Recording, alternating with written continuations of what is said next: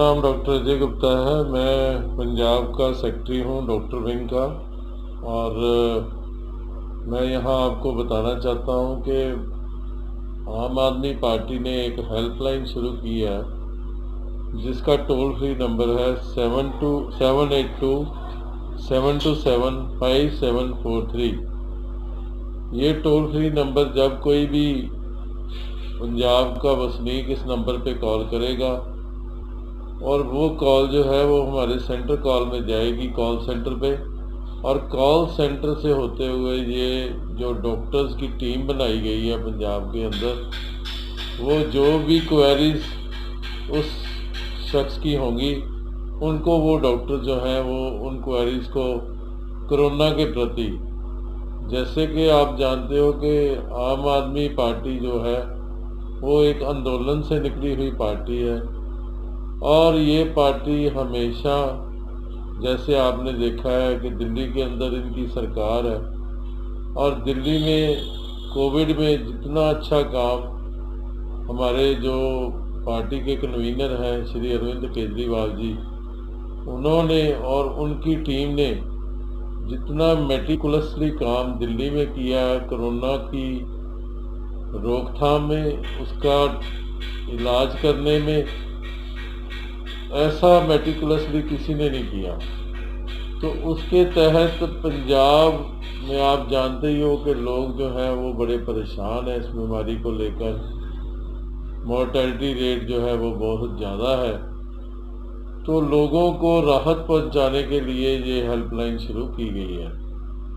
इसमें जब कोई भी शख्स इस फ़ोन पे टोल फ्री नंबर पे कॉल करेगा तो ये कॉल डाइवर्ट हो जाएगी डॉक्टर को। जैसे कि मुझे रोज़ कई फ़ोन आते हैं और मैं लोगों को उनकी जो भी परेशानियां होती हैं कोरोना के रिगार्डिंग, चाहे कोरोना का वो पेशेंट हो, चाहे वो कोरोना का इलाज करवा चुका हो, चाहे वो उसके दिमाग में कोरोना को लेके कोई भ्रम हो, चाहे कोई उसके दिमाग में जो फंगस है, ब्लैक फंगस, येलो फंगस और वाइट फंगस के बारे में जो भी भ्रम होते हैं लोगों के दिमाग में, उनको हम लोग एज ए डॉक्टर, एज पर ICMR गाइडलाइंस उनको सारा बताते हैं और उनकी जो परेशानियां उनको दूर करते हैं। डॉक्टर साहब, जैसे आपने बताया कि आप लोगों से जो भ्रम है वो दूर करते हैं। अभी आप अमृतसर से हो और डॉक्टर विंग के आप इंचार्ज हो यहाँ से अमृतसर से, तो कैसे आप ये कहाँ कहाँ तक आपकी जो बात होती है, तो कैसे जो लोग दुरुस्त होते हैं आपकी ये हेल्पलाइन? देखिए जी, ये जो बीमारी है इसमें डरने की ज़रूरत नहीं है। अभी तो कोविड के जो पेशेंट हैं वो काफ़ी कम हो गए हैं, पूरे इंडिया के अंदर काफ़ी कम हो गए हैं। मगर फिर मैं लोगों को एक आपके माध्यम के राही मैं लोगों को एक रिक्वेस्ट करना चाहता हूँ कि ये जो प्रिकॉशंस हैं, जैसे मास्क डालना, हाथ को बार बार सैनिटाइजेशन करना और सोशल डिस्टेंसिंग मेंटेन करना, ये प्रिकॉशंस अभी भी हमें लेनी पड़ेंगी। अगर अभी भी हम सतर्क नहीं हुए और ये प्रिकॉशंस नहीं ली, इसमें कोई ढिलाई दिखाई, तो हो सकता है फिर से जो कोरोना के जो केस हैं वो पूरे पंजाब के अंदर, पूरे इंडिया के अंदर बढ़ने शुरू हो जाएं। सो फिर मैं एक बार आपके माध्यम के राही दोहराना चाहता हूँ कि हमें जो प्रिकॉशंस हैं वो ऐसे ही बरकरार रखनी है, सतर्क रहना है, ताकि ये जो महामारी है, ये जो बड़ी भयंकर बीमारी है, इसको हम अपने देश से निकाल सकें। यहाँ पे मैं एक और बात बताना चाहता हूँ कि ये जो कोरोना के पेशेंट की डेथ्स हो रही हैं, उसका कारण है कि लोग पहले इसको बहुत लाइटली लेते हैं, इसको हल्के में लेते हैं। हल्के में लेने से क्या होता है कि जो पहले 5-7 इम्पॉर्टेंट होते हैं इस बीमारी के इलाज के, वो पेशेंट की लापरवाही से निकल जाते हैं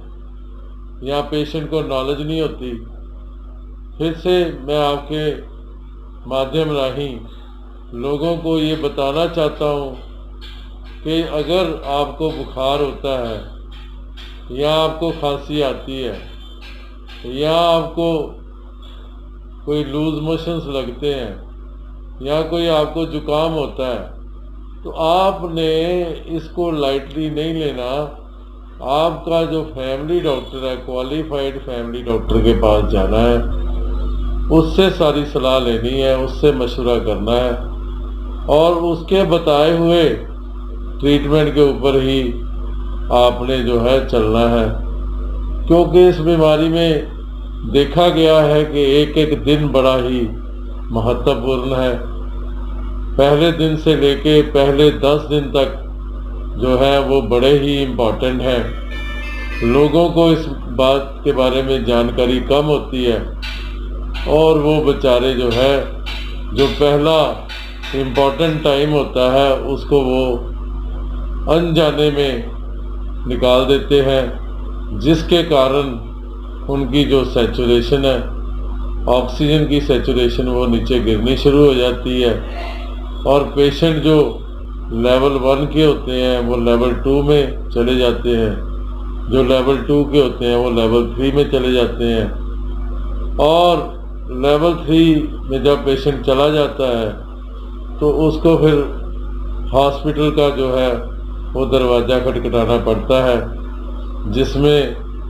आप जानते हो कि ये इलाज कुछ हॉस्पिटल जो है वो बहुत महंगा करते हैं, जिससे कई पेशेंट तो बेचारे जो है उनके तो पैसे ज़्यादा लग जाने के कारण उनकी जायदाद तक बिक जाती है।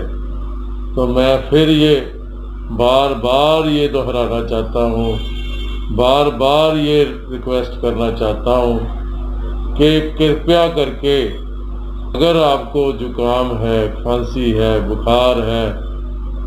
और अगर आपको डायरिया है, so please for God sake इसको लाइटली मत लीजिए।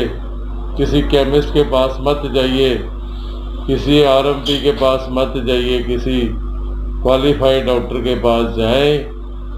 और उससे अपना जो एप्रोप्रिएट है, इसी के तहत मैं अपने कंट्री के, अपने देश के प्राइम मिनिस्टर साहब से ये रिक्वेस्ट करना चाहता हूँ कि प्लीज़ जो प्राइमरी हेल्थ केयर है उसको आप दुरुस्त कीजिए। प्राइमरी हेल्थ केयर नहीं है इंडिया के अंदर, डेलिबरेटली जानबूझ के जो प्राइमरी हेल्थ केयर है उसको हिंदुस्तान के अंदर ख़त्म कर दिया गया है, ताकि जो पेशेंट हैं वो सीधे ही टर्शरी केयर में जाएं या सेकेंडरी केयर में जाएं। और कॉरपोरेट हाउसेस को खुश करने के लिए ये जो प्राइमरी हेल्थ केयर है उसको ख़त्म कर दिया गया है। मैं यहाँ ये कहना चाहता हूँ कि एक डॉक्टर जो है वो जब MBBS करके आता है